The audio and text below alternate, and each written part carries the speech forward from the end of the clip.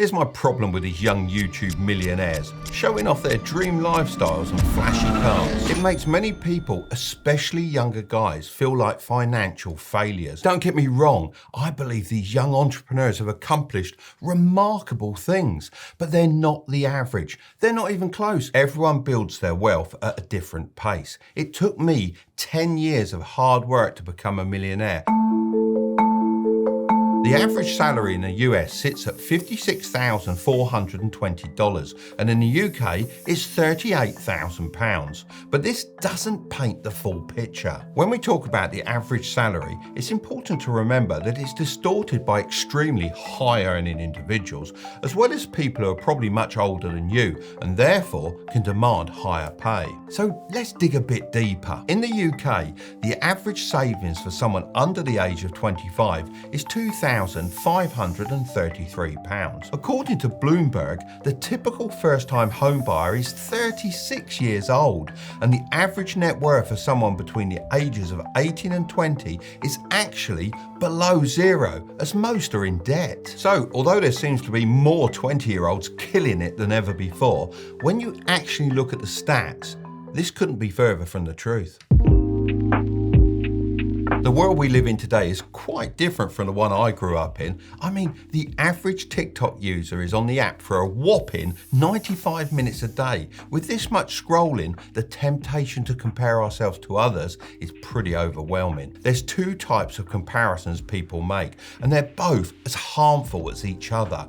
These are known as downward and upward comparison. A downward comparison is when you compare yourself to those worse off, like some of your mates. This may make you feel better in the short term, but it can make you complacent and lack motivation to better yourself. And what happens if they begin to outperform you in the future?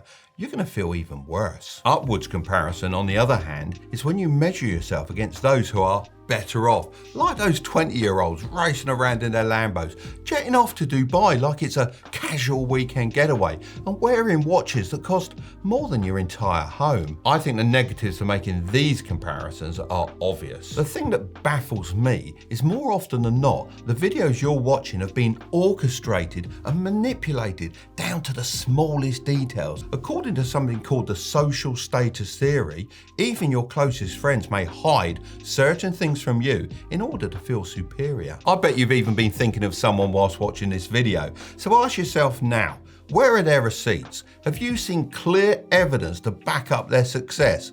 No, I'd assume not. Their entire lifestyle could be based on borrowing alone. Remember, people only show what they want you to see. On the other hand, nobody sees the effort that you put in behind the scenes, like saving up in an emergency fund, retirement investments, paying off credit card debt, or even starting a family. And let me tell you, that's one expensive decision. So here's my advice. Firstly, concentrate on your own earnings and consider how you can maximize them. Here's a tip: sell results, not your time. If you produce results that generate your employer extra profit, then paying you more is a no-brainer. If they don't, then you can just leave and get a higher paid position. Secondly, be smart with your money, but stop obsessing about every penny. Thirdly, I know it's something you've probably heard before, but you need to find a mentor.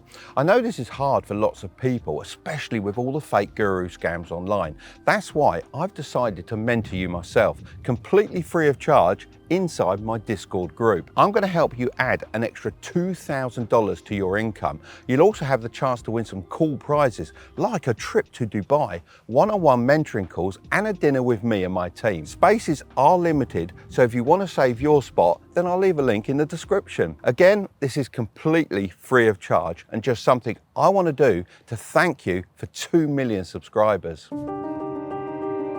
Most videos like this will shame you for buying Starbucks every day, tell you to stop having fun with your friends and instead save your money. However, I strongly believe that you shouldn't feel guilty for doing the things you love, because this guilt can lead you to believe you're doing worse than you actually are. And let's face it, you're not going to get rich by stashing away every penny like some sort of squirrel. One of my main rules in life is that I must live each year a little better than the last. I like to call this the level up rule. rule. This year, for example, I'm off skiing in France with my family and team. The coach transfer is 4 whole hours. That's longer than the entire flight from the UK. So I've made the decision to treat everyone to a helicopter ride up the mountain. If I waited any longer, then I'd be too old to enjoy it. So it's important to know when to trade your money for memories. Since leaving school, which was a very, very long time ago, I've created opportunities for countless memories. I've learnt to fly planes, I've competed around the world with my RC models, travelled to my fair share of countries, that's for sure, worked on films and raced cars. I've managed to do all of this while investing money and growing my businesses. Although I've spread all these activities out over time, I've still managed to do them all, and it's 100% possible for you too. However, it's important to be responsible with this. I'm not telling you to go and buy 20 pairs of Nike Jordans to impress others. If you find it hard to do things in moderation, then maybe try following the 50-30-20 budgeting rule. Firstly, set 50% of your money aside for expenses like rent and groceries. This just ensures that you have enough to physically live and pay bills. Then set 30% aside for your future financial goals. I do this in the form of investing, so you could start investing this money into a stocks and shares ISA each month in the UK or a Roth IRA in the USA. This way, you'll be able to make returns on your money over time, and even better, it's tax-free. After this, set 20% of your money aside for lifestyle and fun.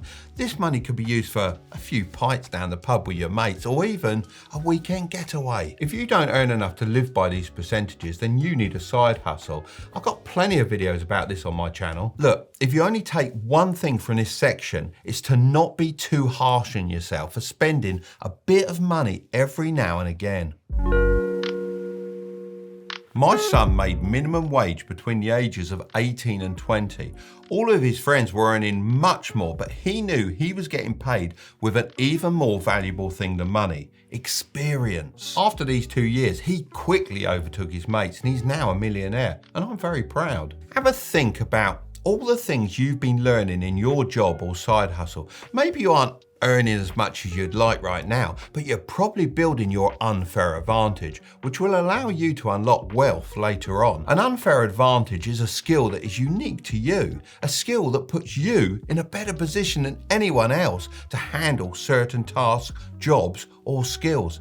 It's like a secret superpower that sets you apart from everyone else. Thanks to my dyslexia, I had to develop the unfair advantages of quick decision making, problem solving, and practical design skills. The point is, these skills are only developed if you're in a significantly challenging environment. So, if the job you're currently in is pushing you to improve, then it's worth far more than the money you're earning. But if the job doesn't pay well and you aren't learning anything, then leave as soon as possible. Men on average hold down roughly 12 jobs in their lifetime, so don't let university trick you into finding one job and staying there. Look, my point is this: if you're not earning much money right now, it doesn't mean you're not making progress. Think of gaining experience like building an unseen bank balance that you can choose to cash in whenever you're ready. And for those of you that have already currently built your bank balance of experience, it's important to consider what you're going to do with it. A North Star is like an end goal, a goal that's so high in the sky that you question its reach, but you know that with effort and determination, you can get there. Studies show that people who don't have a North Star are far more likely to compare themselves to others rather than just focusing on their own journey, leading them to feeling further behind financially than they actually are. My first ever North Star was becoming a millionaire. I didn't know how or when I was going to get there, but eventually I did.